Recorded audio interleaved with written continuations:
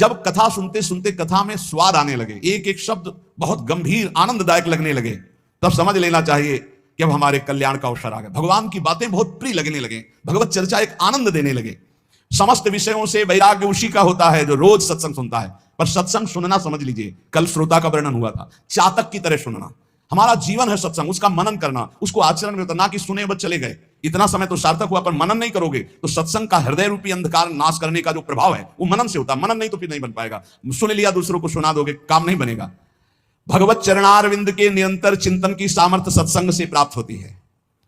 समस्त दुखों का नाश भगवत चिंतन से होता है। भगवत चिंतन की प्राप्ति सत्संग से होती है। इसलिए मुझे तो सबसे ज्यादा वो सोचनियों में भी सोचनीय अज्ञानी पुरुष लगते हैं जो कभी सत्संग सुनने नहीं आते।